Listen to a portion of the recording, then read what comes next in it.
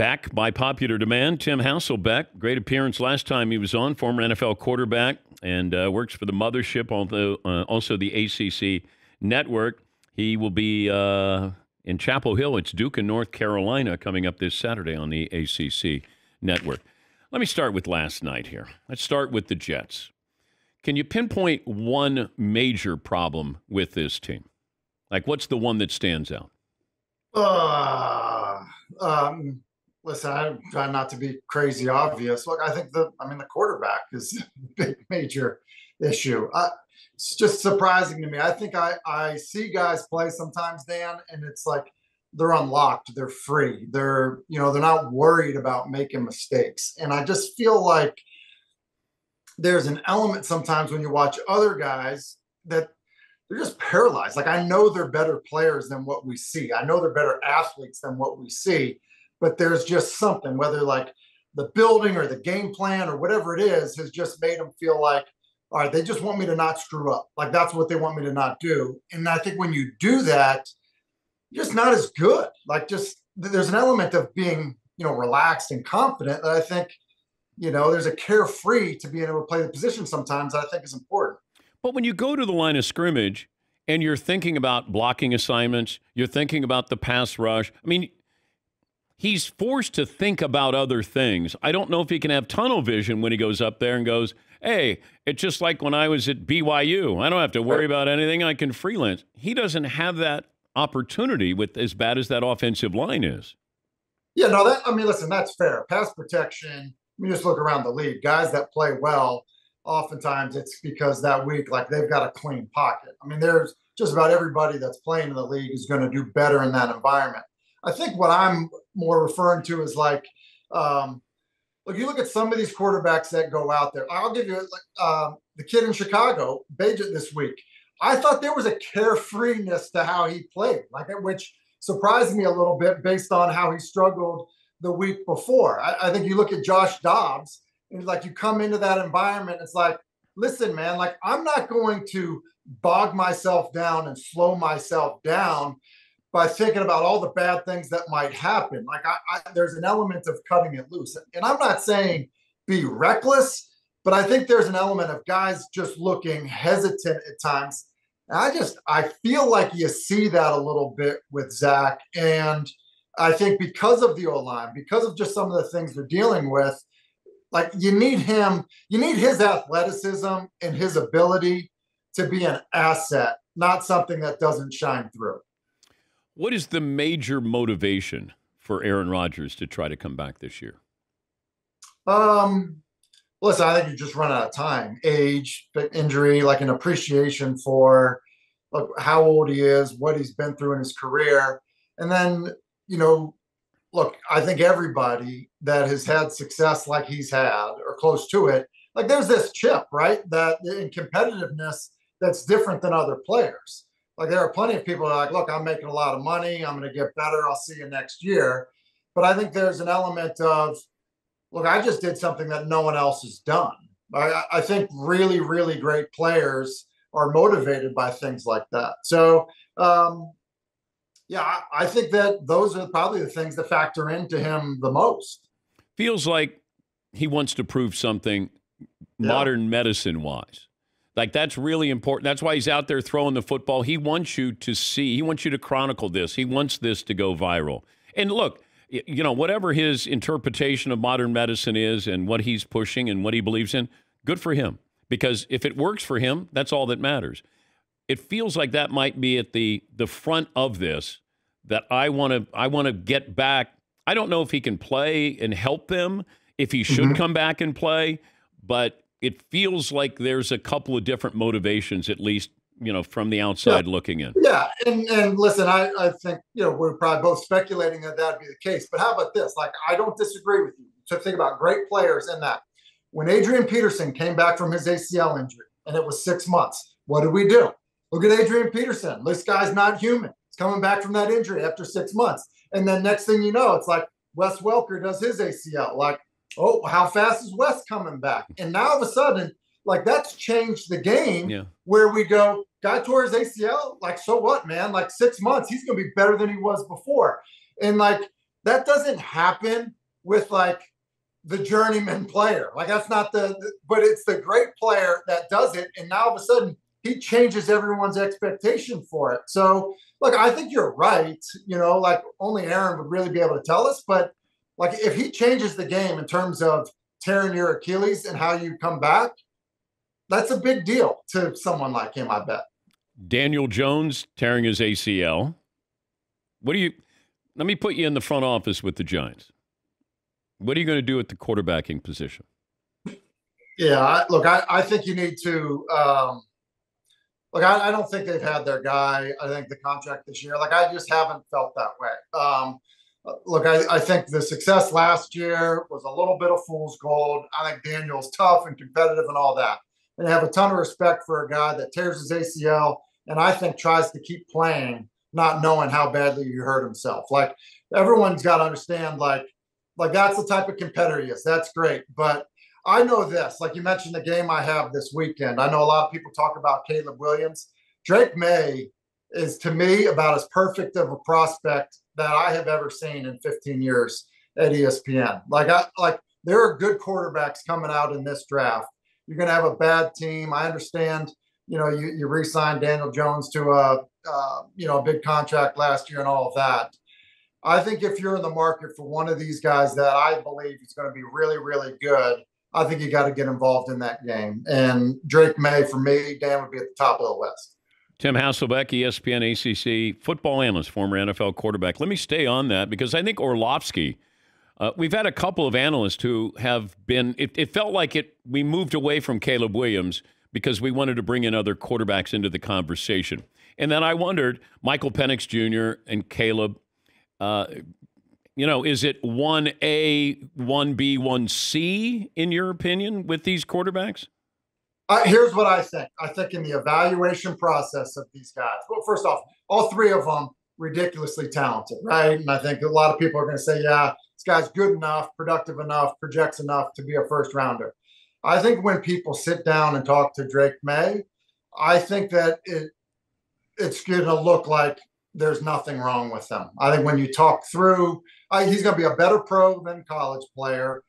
His size, his athleticism, the way he moves, like he to me is already like will be in a class of just physically talented, and then also like size, ability, how he sees things to Herbert and Mahomes and Josh Allen. Those guys that are like every bit of 6'4" to 6'6", run crazy, see it well, insanely competitive. Like he's gonna beat like that. He's checking all of those boxes.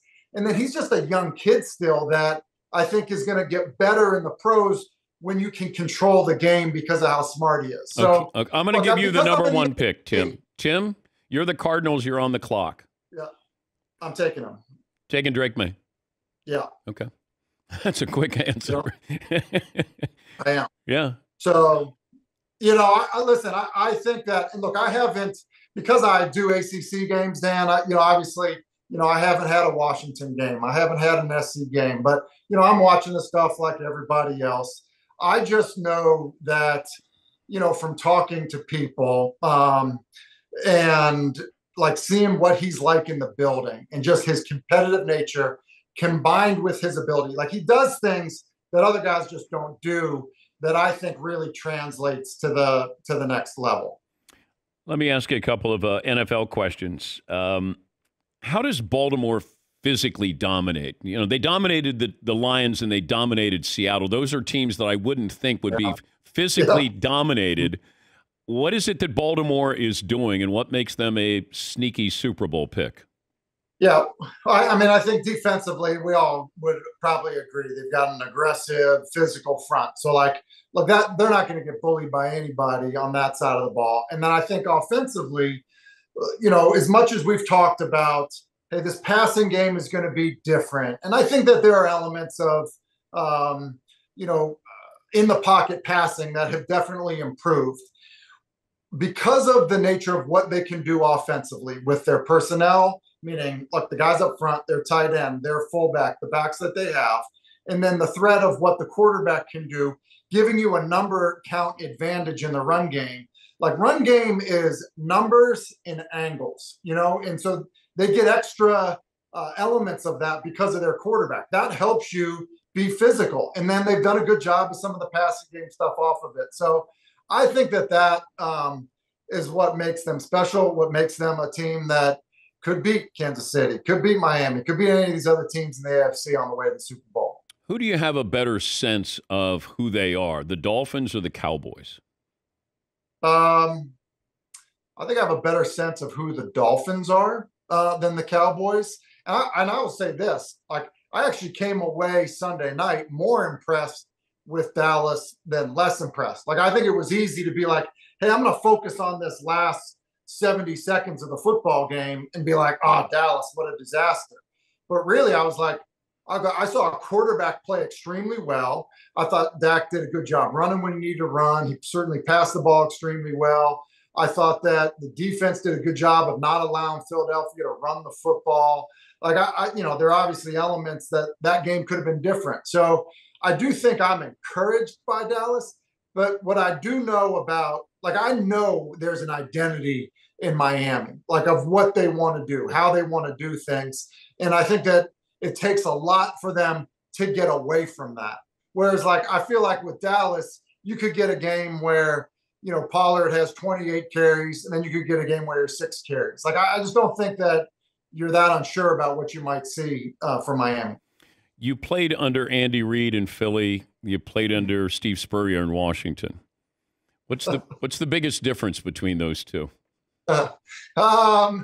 Well, I would say this. The one constant, before I go there, one constant is, like, I think both guys actually did a great job of having you be, like, relaxed. Talking about quarterbacks getting paralyzed and stuff.